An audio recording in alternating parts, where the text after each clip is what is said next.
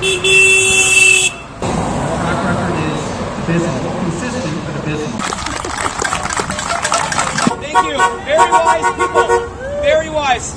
I want to commend our board for the courage that they have shown through this this whole thing. They ran on the campaign, which was courageous, because they knew going in that it wasn't going to be perhaps a popular move.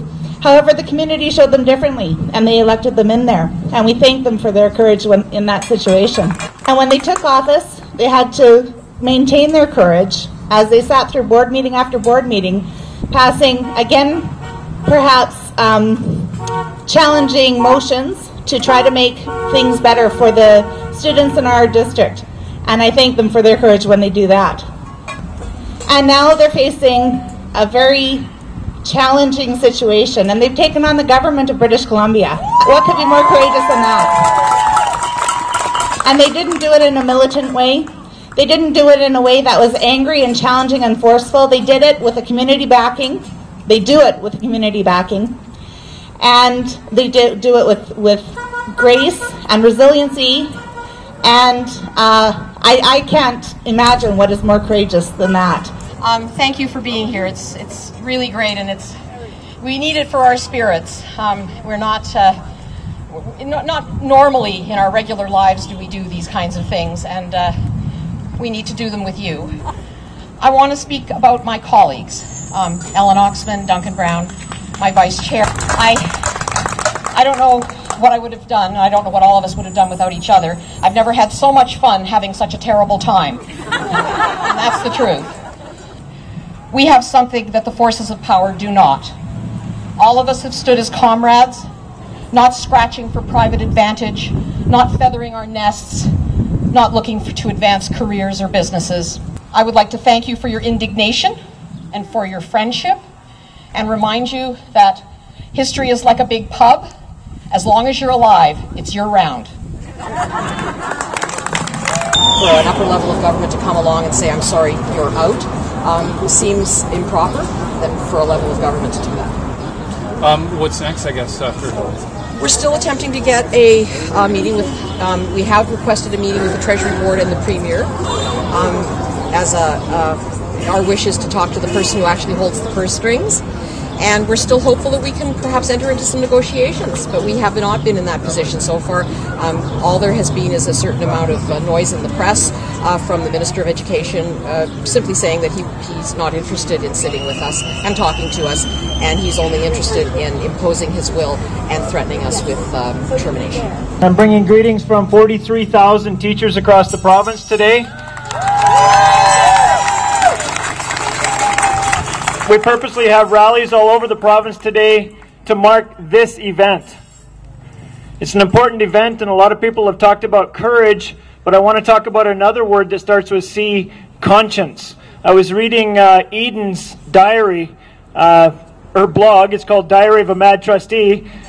She said, "This is about doing the right thing. This is not a difficult decision for me." Right? Nor should it be a difficult decision. Nor should it be a difficult decision for other boards. Historically, school boards do two things. They advocate for public education, and they oversee the management decisions. They are not management, but they oversee those decisions, and they correct them when they're going in the wrong direction. They're there to advocate. And this Cowichan 5 is advocating for public education. Not all school boards are the same. They're not all taking their conscience to work with them when they make those decisions. Thank you very much. Hello everybody, my name is Derek DeGear. I'm president for the Nanaimo District Teachers Association.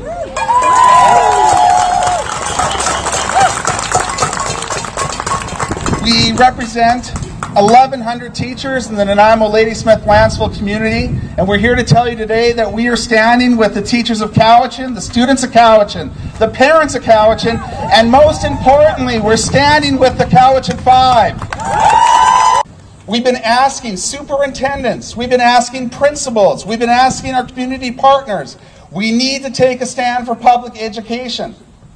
I firmly believe that if we don't like the way the train is going, we have to stop the train. And that's exactly what the Cowichan 5 are doing for us today. You are the most gracious board in the province right now. At our lunch table today down in Saanich, we said, we wish we had a board like Cowichan. This is really indicative of that phrase that we've come to know, and that it takes a village, it takes a community to come together and recognize the importance of education. And this is an example and an illustration of what can be done when a community gets together and decides that education is important enough to take a stand. So I commend you all. Thank you. We were talking about Finland on the way over. They have tremendous respect for their teachers. They have made a decision that education is the most important thing in their country, and they fund education accordingly. And if the mandate is simply the bottom line and the dollars, then what are any of us doing here? Because if that's what the government is saying, is that the dollar, the bottom line dollar, is more important than the education of our children, then we should just all go home. It's just ridiculous. It was my privilege about 10 or so years ago to begin working with CAPE, the Community Alliance for Public Education. And at that point, we began to work in order to bring us to where we are today. So I see this 10 years as now bearing fruit. So we should not see this event as one which we will forget or regret in any way whatsoever. It's a very hopeful one. And I hope that we all take that with us as we go forward into the months ahead and keep this spirit alive. So I urge you all to take the banner, as it were, that's being flown today and to carry it forward and to keep this movement going.